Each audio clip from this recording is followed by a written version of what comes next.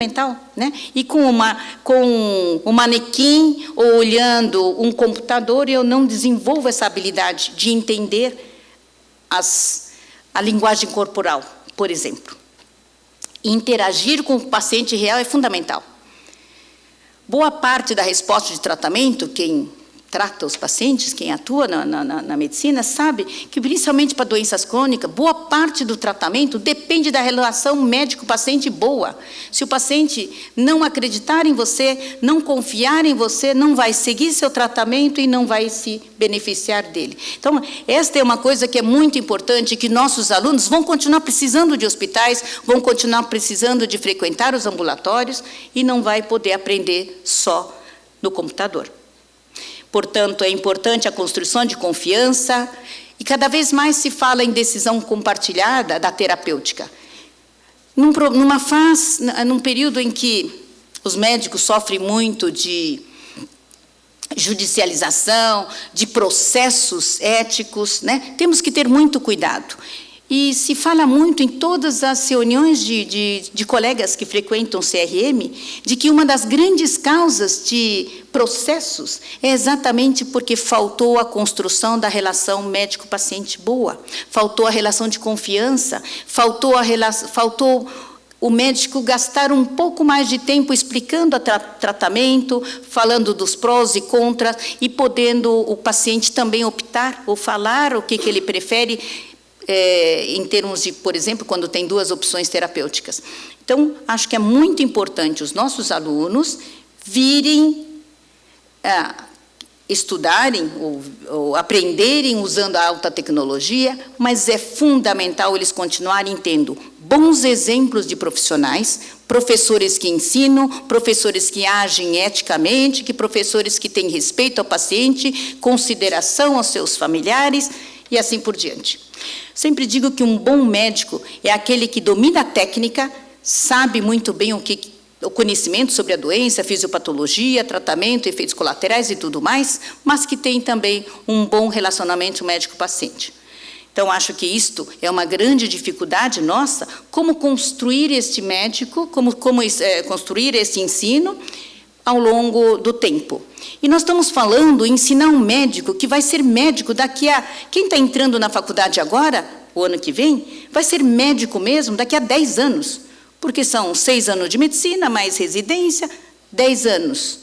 Como será que estará a medicina daqui a 10 anos? Nós nem sabemos se a evolução da medicina continuar galgando, mudando tanto, né, com tantas novidades. O que nós sabemos hoje pode ser muito diferente daqui a 10 anos. Então, como nós vamos ter que preparar um médico, um aluno que vai estar aprendendo agora, uma medicina que ele tem que estar exercendo há 10 anos depois e que pode ser muito diferente, né? Onde nós vamos ter inovações tecnológicas, tanto para diagnóstico quanto para terapêutica, onde nós vamos ter terapêutica com alvos moleculares definidos. Quando nós estamos falando de medicina personalizada, então, eu acho que, assim, na verdade, eu estou apontando aqui alguns dos aspectos que serão abordados nos seminários amanhã e no sábado, né? Então, são todas indagações. Eu acho que ninguém tem uma resposta para como ensinar o médico do futuro, mas temos que começar a pensar em como fazê-lo da melhor forma. E é interessante, isso aqui saiu há poucos dias, um curso, hoje, é que lá saiu falando que esse aqui estava dia 13 de agosto, né?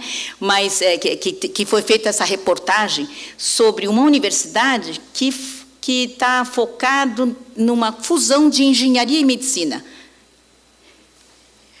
Com isto, para tentar acelerar o desenvolvimento tecnológico, das pessoas entenderem o que é importante, desenvolvimento de tecnologia para atender às necessidades do paciente. Então, eu fiquei encantado em ver isto, né?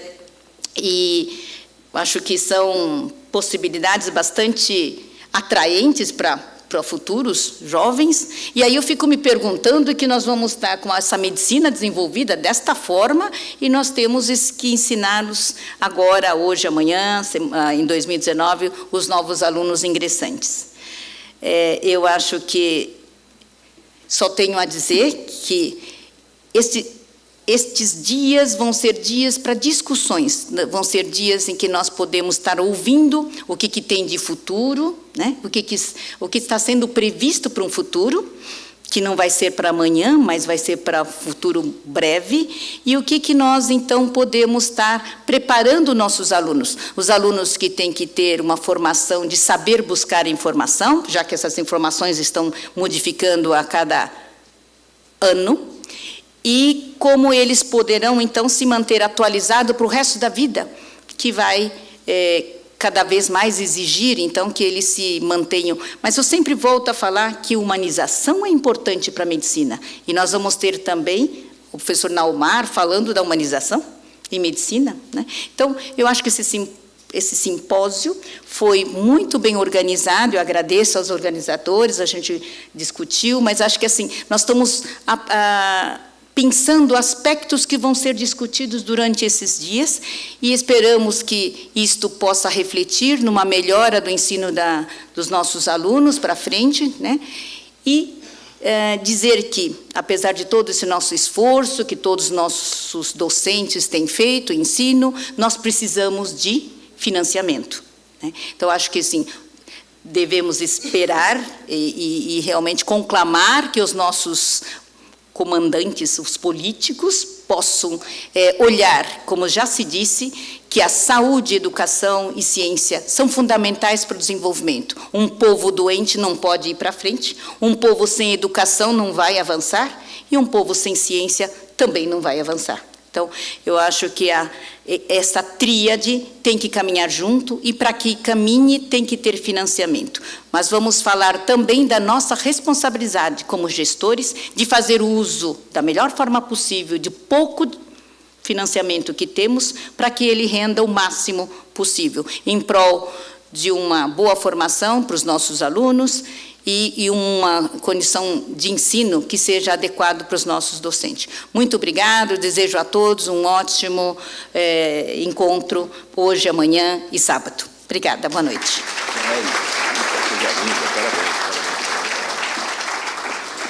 Muito obrigado. Bom, cabe a mim agora algumas palavras rápidas, alguns aspectos que nós acreditamos seja importante. Nós é mais plural de modéstia, uma vez que a responsabilidade é toda minha. Mas esse programa foi feito também com o apoio dos alunos. Quem é aluno de graduação da escola, levanta a mão aqui, só para ter uma ideia. Que bom que vocês estão presentes, porque o futuro vai ser responsabilidade de vocês, mas eles também ajudaram bastante.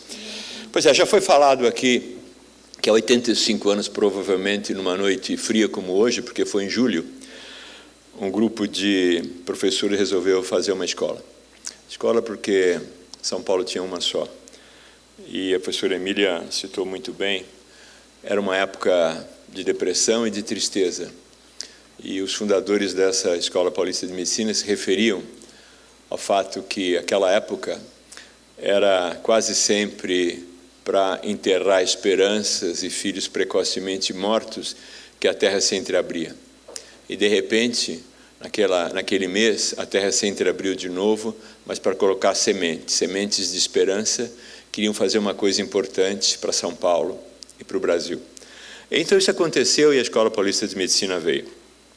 E desde o começo veio na adversidade, não é? A Escola Paulista de Medicina nunca teve tetas gostosas para mamar, sendo orçamentada pelo governo do Estado ou governo federal.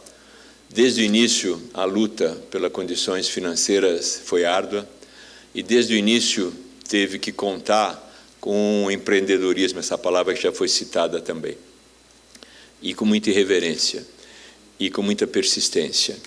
Mas o sonho deu certo e deve ser lembrado porque, de certa maneira, é parecido com o ambiente que vivemos hoje, onde também uma ou mais gerações têm de comum apenas a frustração, né? E quase o desespero de não ter conseguido ver as coisas que se acreditava prováveis acontecerem.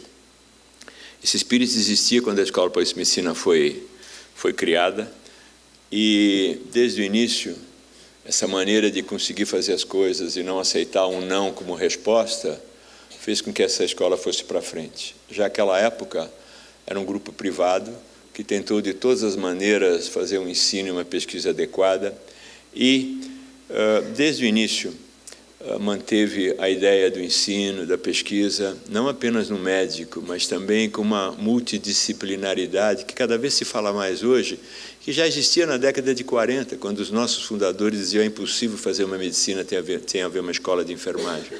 E hoje nós sabemos que é impossível fazer uma medicina sem haver uma escola de medicina, uma escola de enfermagem, uma escola de farmácia, uma escola de todas as profissões da saúde. Então, isso é parte do legado que nós todos herdamos. E os diretores foram muitos.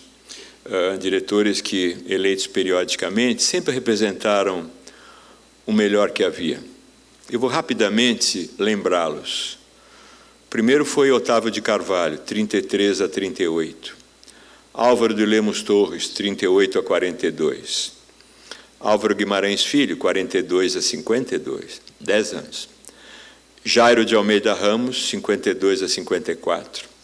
José Maria de Freitas, de 54 a 59, sendo substituído por Marcos Lindenberg, 59 a 64, e a primeira tentativa da Escola Paulista de Medicina de se transformar numa universidade.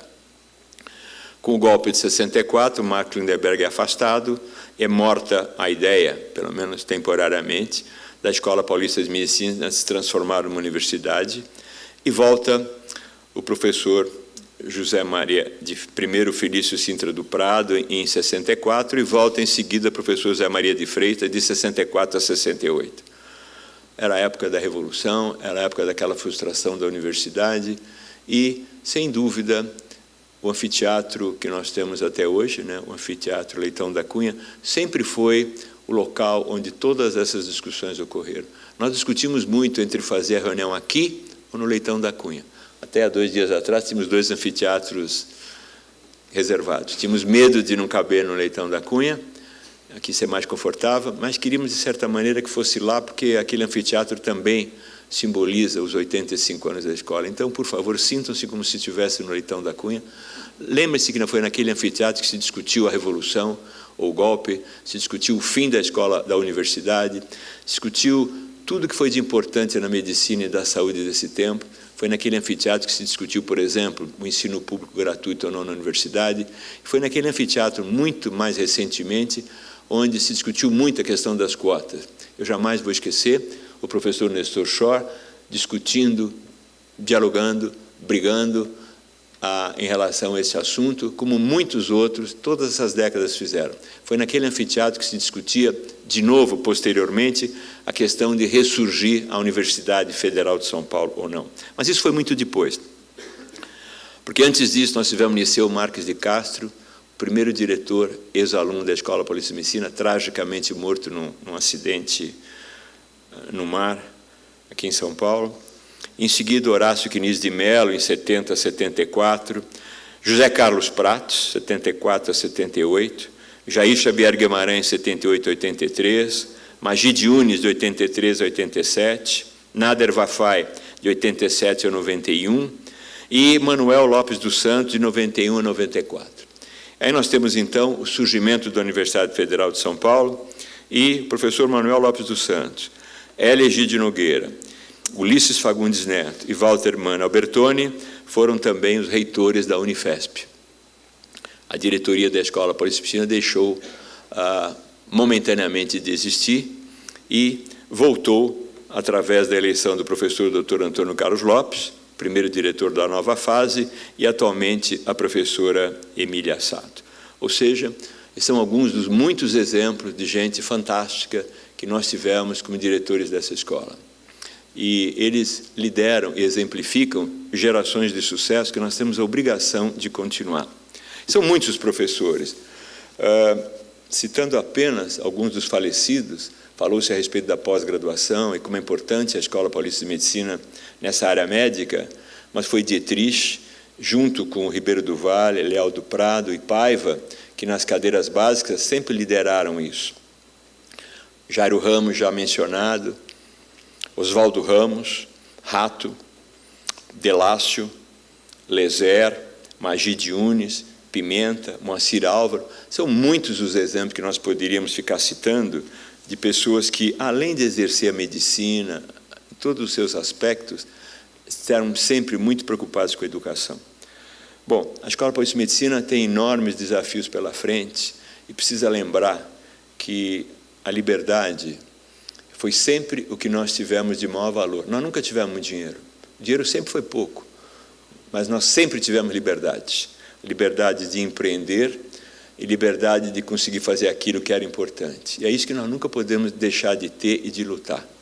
É quase como um hino nacional, né? Não pode fugir à luta e a gente tem que continuar a zelar e prezar muito essa liberdade, não só de pensar, mas a liberdade de fazer também. E não pode nunca deixar que tire as nossas esperanças. Eu acho que é dentro desse espírito que nós comemoramos os 85 anos da Escola Paulista de Medicina, sem depressão, e pelo contrário, eu acredito que face essa terrível situação que nós temos, onde infelizmente a universidade pública estatal está cada vez mais desprestigiada, onde cada vez menos se tem aquilo que é necessário, que é muito importante tratar de tentar voltar às origens da Escola Paulista de Medicina, onde tudo foi feito a partir de um grupo de pessoas privadas, que desde o início trataram de compor o público com o privado e fazer as duas partes trabalharem em comum em benefício da sociedade. Nós temos aqui enormes exemplos que permitem à Escola Paulista de Medicina sobreviver melhor que outras universidades e instituições, não porque nós somos melhores, mas criamos as condições para isso acontecer. Nós temos o GRAAC, que acabou de receber o prêmio mais importante da oncologia brasileira. Nós temos o Instituto do Rim, campeão mundial há não sei quantos anos de transplantes. Nós temos o Instituto do Sono. Nós temos a SPDM, nós temos a Colsan, temos instituições menores como o Instituto da Visão, temos várias instituições, tratando cada uma à sua maneira de ajudar a Escola Paulista de Medicina a perseguir os seus sonhos e continuar exercendo excelência no ensino, na pesquisa e na assistência.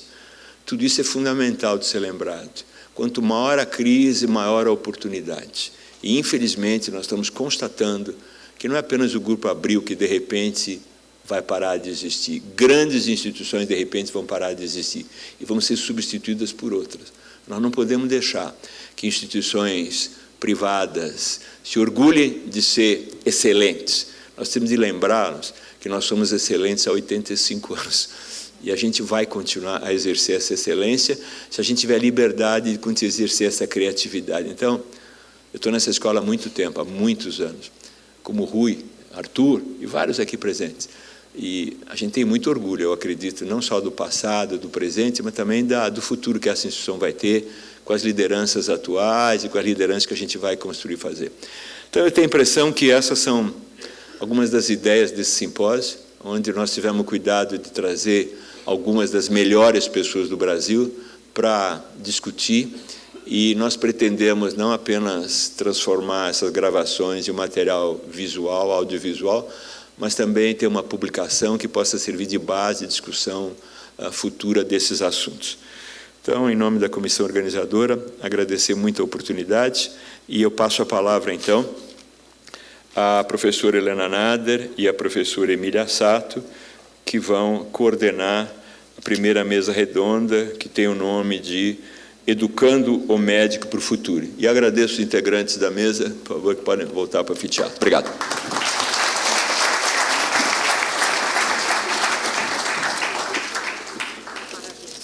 Imagina.